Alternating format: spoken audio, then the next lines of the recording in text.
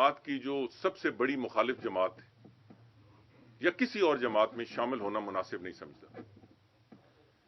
उसकी बुनियादी वजह यह है कि मेरे कुछ सियासी इक़दार हैं, मेरे कुछ ज़मीर के प्रेशर्स हैं या तकाज़े हैं। तो मैंने सोचा कि मैं वहां ही खड़ा हूं जहां मैं ठीक लगता हूं। तो पिछले इलेक्शन में अल्लाह ताला के करम से 1,33,000 से ज्यादा मुझे 2 हलकों में कौमी असेंबली में वोट पड़े। सूबाई असेंबली में 54,000 इसके अलावा हैं। मैं पहले भी कह चुका हूं और फिर कहना चाहता हूं कि लोगों ने इससे ज्यादा वोट डाले, उसे काउंटिंग में नहीं लाया गया। तो जब इतनी बड़ी तादाद में लोग आपके साथ हों और मैं अब बहुत सारा उस हल्के में मुतरक हूं, यहां भी मुतरक होने लगा हूं, तो मेरा अवाम के साथ रिश्ता वो कायम दायम है और इंशाल्लाह उसमें तेजी आएगी। सियासी तौर पर किस जमात में शामिल होना है ये मुनासिब वक्त पे फैसला होगा। क्या हाल है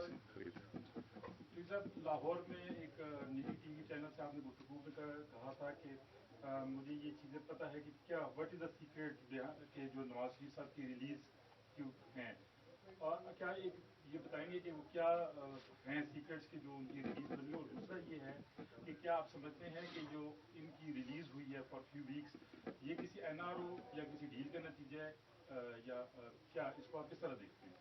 नहीं, मैं इस तफसील में उस इंटरव्यू में भी नहीं पढ़ा। मैंने सिर्फ इतना कहा था कि मुझे बहुत सारी तफसील पता है और मुझे पता है, मगर उसकी तशहीर करनी फिलहाल मुनासिब नहीं है।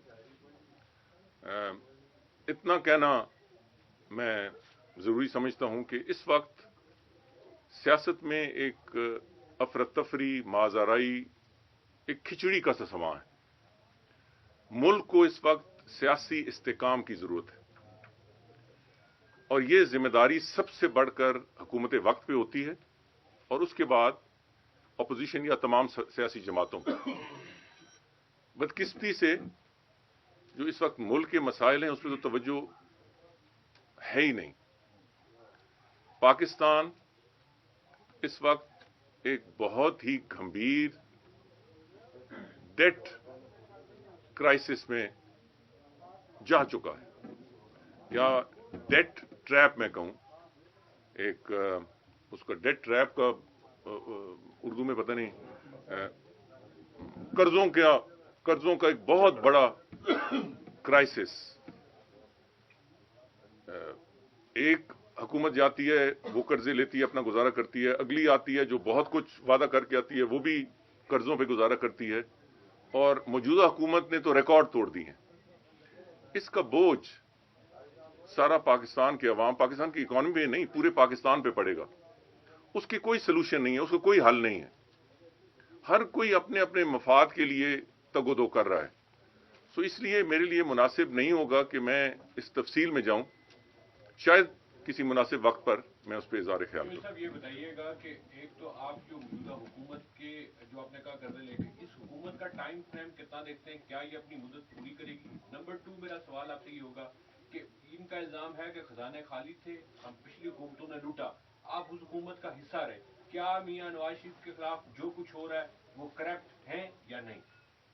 नहीं, सबसे पहले तो जो कुछ ये हुकूमत कहती है वो अवाम के सामने है, आप मीडिया के सामने हैं। अगले दिन कुछ और, दूसरे दिन कुछ और। सो मैं उनकी बातों पे क्यों तबसरा करूं जब उनकी बातों में कंसिस्टेंसी नहीं है। मियां नवाज शरीफ के हवाले से तो मेरा कोई तबसरा करना इसलिए नहीं बनता कि उनके केसेस कोर्ट में हैं। साहब, एनआरओ से इमरान खान को क्या खतरा है और आप एनआरओ देख रहे हैं कि नहीं देख रहे? मेरा दूसरा सवाल यह है कि इन्होंने बेनजीर इनकम स्पोर्ट्स का नाम तब्दील करके वही चैप्टर फिर से शुरू कर दिया, इस पर क्या कहना है आप?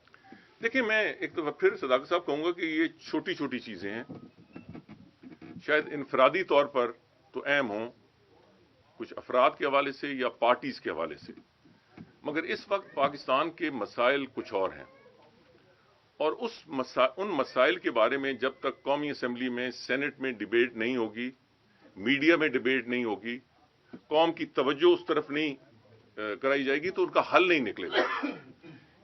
موجودہ جو ڈیٹ ٹریپ ہے، قرضوں کا جو گرداب ہے جس میں ہم پھنسے ہوئے ہیں، اگر ایک پالیسی بن بھی جائے تو اس میں نکلنے کے لیے ہمیں کئی سال لگیں گے. اس وقت پاکستان کی اکانومی ٹوٹل قرضوں پہ چل رہی ہے. مجھے آپ یہ بتائیں کہ کسی گھر، کسی خاندان کا سارا دار و مدار قرضوں پہ ہو، اس کا مستقبل کیا ہے؟ تو اس پہ سوچنے کی ضرورت ہے. اب بے نظیر انکم سپورٹ پہ بے نظیر کا نام ہے یا نہیں، این آر او کون لے رہا ہے، اپوزیشن کہتی ہے، حکومت لے رہی ہے، حکومت کہتی ہے ہم کسی کو نہیں دیں گے. یہ بحث اپنی جگہ درست ہوگی، مگر یہ لوازمات اس ملک کے لیے اور اس معاشرے کے لیے صحیح ہیں جہاں ایسی چیزوں کے لیے ٹائم یا ڈسکشن کے لیے وقت ہے. ہم ان جھمیلوں میں پڑے ہیں، اور جو پاکستان کے وسیع تر ایشوز ہیں، ہندوستان کے ساتھ مسئلہ ہے. مجھے آپ یقین کریں، جب میں مسلم لیگ نون حکومت میں بھی تھا تو میرا ایک مختلف ایک موقف تھا. میرا میاں نواز شریف سے قطعی مختلف موقف تھا، اور اس کا اظہار میں نے کیبنٹ میٹنگز میں، انفرادی میٹنگز میں، پارٹی کی میٹنگز میں کیا. پی ٹی آئی کا موقف بھی تقریباً ہندوستان کے حوالے سے وہ تھا. آج مجھے پی ٹی آئی کا موقف ہندوستان کے حوالے سے نظر ہی نہیں آتا. آج تو مجھے عمران خان اور میاں نواز شریف کا انڈیا پالیسی ہے اس میں کوئی فرق محسوس نہیں ہوتا. تو کل کیوں آپ تنقید کر رہے تھے؟ اس پہ ڈیبیٹ ہونی چاہیے. کیا مودی حکومت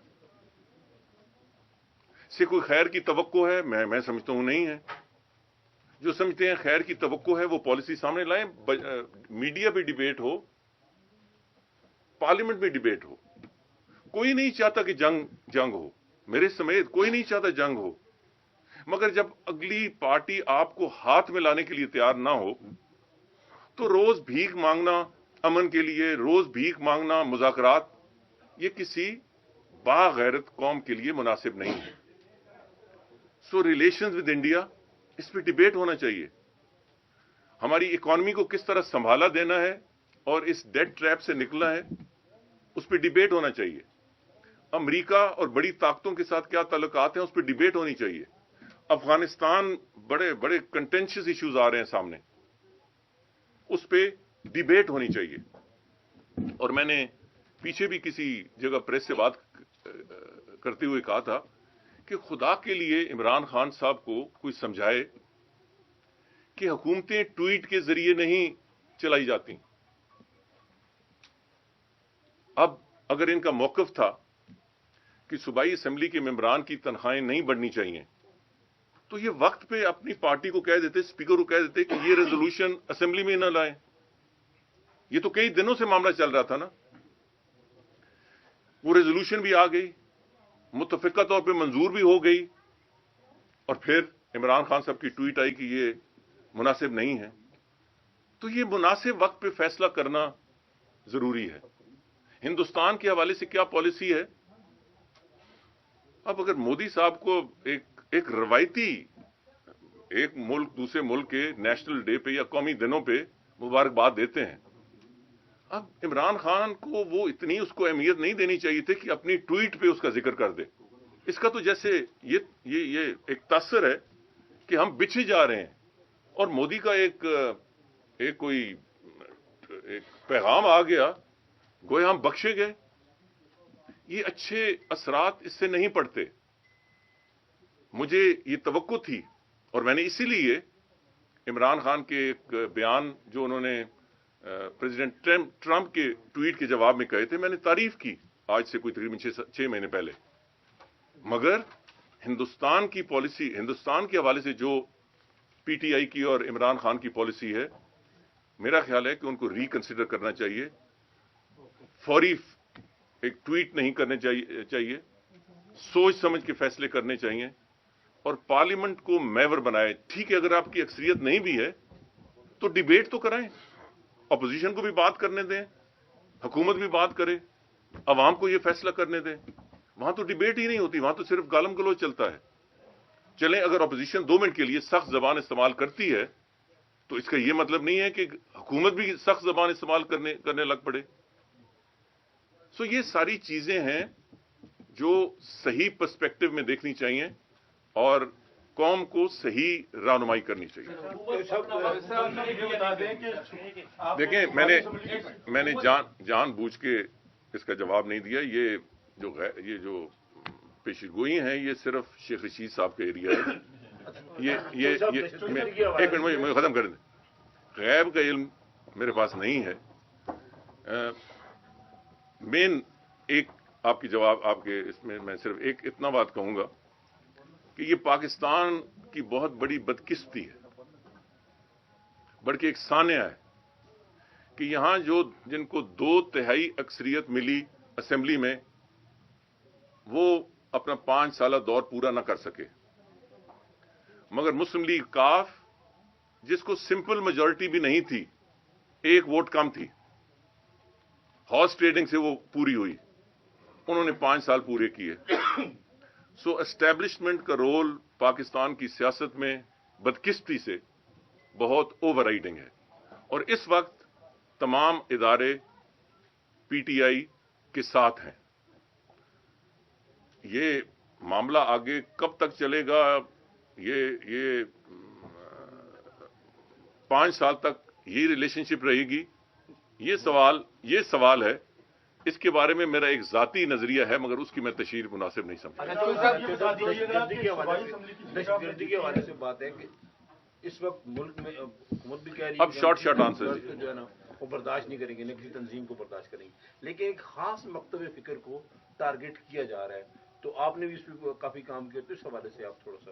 نہیں، میں سے بہت کچھ بات کر سکتا ہوں شاہ صاحب. میں ہمیشہ کہتا ہوں کہ اچھے کام کرنے کا بھی طریقہ ہوتا ہے.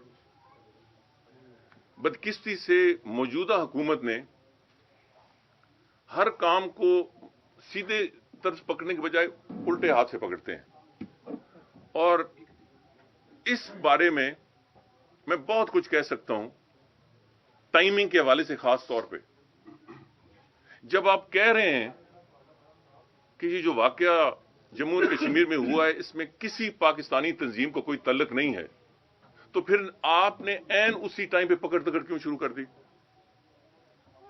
یہ آپ اپنی بات کی نفی کر رہے ہیں جو غلط ہے. میں اس بات سے بالکل 100% متفق ہوں کہ جو یہ واقعہ ہوا ہے اسے کسی پاکستانی تنظیم کا تعلق نہیں. دوسرا، جو کام آپ نے کرنا ہے اس کے لیے ایک طریقہ کار چاہیے، وہ ہوم ورک ہوا ہی نہیں ہے، اور اس لیے یہ سوالات آئے ہیں شاہ صاحب جس کا اظہار آپ کر رہے ہیں. مگر عمران خان نے تو قوم کو ویسے ایک بتی کے پیچھے لگا دیا، ٹرک کی بتی کے پیچھے لگایا ہوا ہے.